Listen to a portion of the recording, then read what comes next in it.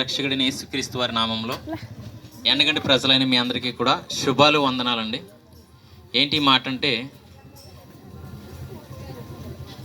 ఇంత ప్రయాసపడి వీరందరూ కూడా రావడానికి గల కారణం ఏంటంటే, మీలాగే వీరందరూ కూడా, అంతేకాకుండా నిలబడి ఉన్న నేను కూడా తెల్లబారితే తిరిగి మా పనులు మేము చేసుకుంటూ మా కుటుంబాలని, మా పిల్లల్ని పోషించుకోవాల్సిన పరిస్థితుల్లో మేము ఉన్నాం. కానీ ఒక మతాన్ని ఏదో ప్రకటించి, లేదా ఎక్కడో వేరొక దేశంలో పుట్టినటువంటి ఒక దేవుణ్ణి మీకు ప్రకటించడానికి రాలేదు. కానీ ఎవరిని ప్రకటించడానికి వచ్చామంటే, సత్యవంతుడును సత్యస్వరూపిణి పాపులలో చేరక ప్రత్యేకించబడిన వాడును, సర్వ సృష్టికి కూడా ఆది సంభూతుడుని, సర్వ మానవాళిని నిర్మించినటువంటి నిర్మాణకర్త అయినటువంటి ప్రభు అయిన దేవునిని ప్రకటించడం కొరకు ఆయన చెప్పిన మాట ప్రకారం రావడం జరిగిందండి. ఏంటి ఆ మాట అంటే, మీరు సర్వ సృష్టికి వెళ్ళి ఈ యొక్క సువార్తను ప్రకటించుడి, నమ్మినవాడు రక్షించబడును, నమ్మని వానికి శిక్ష విధించబడునని ఒక మాట దేవుడే తానే నరరూపిగా ఈ లోకంలోకి వచ్చి చెప్పినటువంటి మాటకు లోబడి ప్రతి ఒక్కరూ కూడా, అంటే ఇక్కడ ఉన్న వారిలో చాలామంది వారి వారి కులాలు కలిగిన వారు ఉన్నారు, వారి వారి మతాలు కలిగిన వారు ఉన్నారు, వారి వారి యొక్క స్థితులు కలిగిన వారు ఉన్నారు. కానీ వీరందరూ కూడా ఒకరుగా లేరండి. వారి వారి స్థితిని బట్టే వచ్చారు తప్ప వీరందరూ కూడా ఒక మతానికో లేక ఒక కులానికో ఒక వర్గానికో చెందిన వారు మాత్రం కాదనమాట అండి. ఎవరు వీరంటే, కీడులోంచి తప్పింపబడి మేలులో ప్రవేశించినటువంటి జనం అన్నమాట అండి. ఆ విధంగా మేము కీడులోంచి తప్పించబడి మేలైన దాన్ని ఎంచుకొని ఆ మేలైనది దేవుడు ప్రకటించమన్నాడు కాబట్టి రావడం జరిగిందన్నమాట.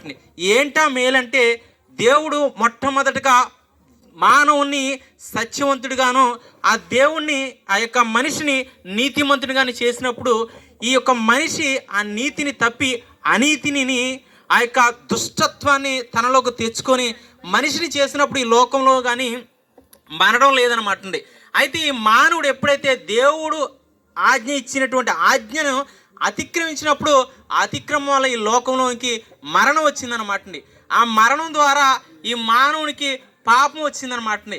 ఆ పాపం నుంచి పశ్చాత్తాపం పొంది ప్రాయశ్చిత్తం చెందడానికి ఈ లోకంలో ఏది కూడా అర్హత లేకుండా పోయిందనమాట అండి. ఎందుకంటే ఒక మానవుడికి ఒక ఉద్యోగం రావాలంటే తనకంటూ ఒక అర్హత ఉండాలన్నమాట అండి. ఒక డిగ్రీ అనేది ఉండాలి. ఎందుకంటే అందరూ డిగ్రీలు చేస్తారు, అందరూ కూడా చదువుకుంటారు, వారి వారి డిగ్రీలు చేస్తారు. కానీ చేసిన ప్రతి ఒక్కడికి కూడా ఉద్యోగం రాదు. కారణం ఏంటంటే, అతడికి ఒక రకమైనటువంటి ఈ యొక్క టెస్ట్ అనేది ఉంటుంది అన్నమాట. అలాగే మానవుడు చేసినటువంటి ఈ పాపం నుంచి విడుదల పొందడం కోసం టెస్టే ఈ భూలోకంలోని మనం నివాసం చేయడం.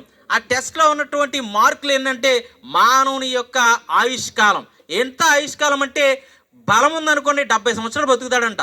మరికొద్దిగా బాగుంటే కనుక అన్ని రకాల సౌకర్యాలు కలిగి ఉంటే మరొక 10 సంవత్సరాలు. ఆ 10 సంవత్సరాలు కూడా చాలా యాత్ర పడుతూ ఉంటారు. ఏంటా యాత్ర అంటే, పాపం ముసలి వాళ్ళు మనం చూసినట్లయితే 70 దాటిన తర్వాత పాపం ఆ కర్ర పట్టుకోవడానికి సహకరించదు, నడవడానికి సహకరించదు. అంటే దేవుడు స్పష్టంగా చెప్తున్నాడు అనమాట. ఆ 10 సంవత్సరాలు కూడా ప్రయాస, దుఃఖం అనమాట. ఎందుకంటే ఎందుకు బ్రతుకుతున్నాం అని అంటే, ఆ యొక్క ముసలి వాళ్ళు అంటారు కదని, ఎందుకయ్యా కాడి రమ్మంటుంది, ఊరు పొమ్మంటుంది, త్వరగా వస్తే అదేది నేను వెళ్ళిపోతానంటూ ఉంటాడు. ఎందుకు అనుకున్నారు?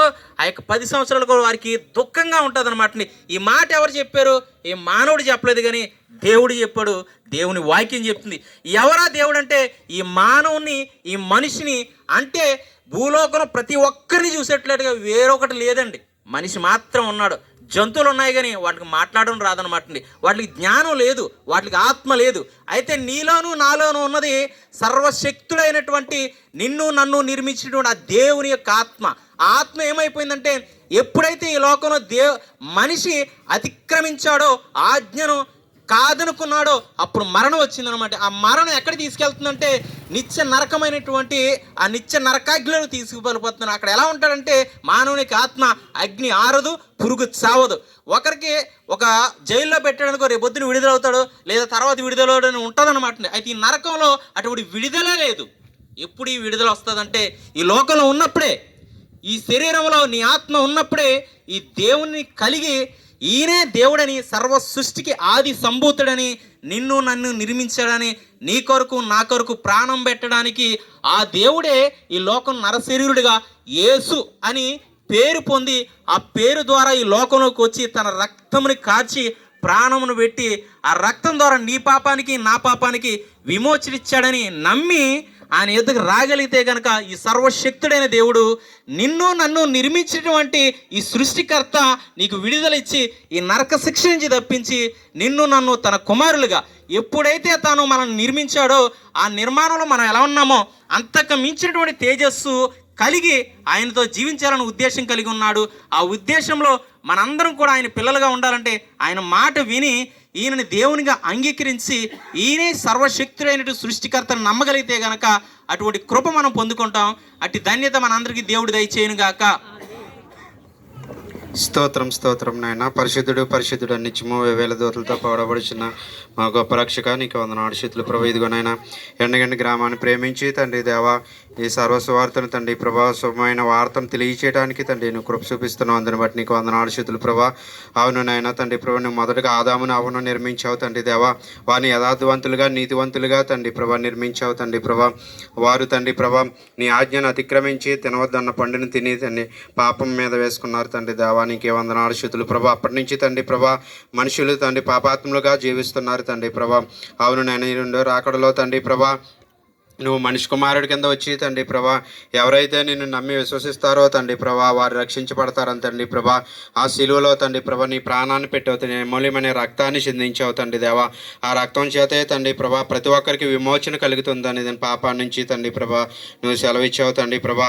ఎవరైతే తండ్రి ప్రభా నిన్ను విశ్వసిస్తారో తండ్రి ప్రభా, ఎవరైతే నీ మీద ఆధారపడతారో నీవు దేవుడిగా ఒప్పుకుంటారో వారందరినీ కూడా తండ్రి ప్రభా నువ్వు రక్షిస్తానని సెలవిచ్చావు తండ్రి దేవా. అటు కృపను తండ్రి ప్రభా ఈ గ్రామస్తులందరికీ దయచేయండి తండ్రి దేవా. ఈ విధిలో ఉన్న వాళ్ళని అందరూ కూడా దీవించండి, ఆశీర్వదించండి తండ్రి ప్రభా. అవును నాయన తండ్రి ప్రభా నీవు దేవుడు, నువ్వు తప్ప వేరొక దేవుడుని ఎవరైతే తలంచుకొనొచ్చు తండ్రి ప్రభా నిన్ను సేవిస్తారో తండ్రి ప్రభా వారందరినీ రక్షించి మేలు చేసి మహిమ పొందమని యేసు అతి పరిశుద్ధ నామములో వేడుకుని అడిగి ప్రార్థన చేస్తున్నాను మా పరమ తండ్రి. ఆమెన్.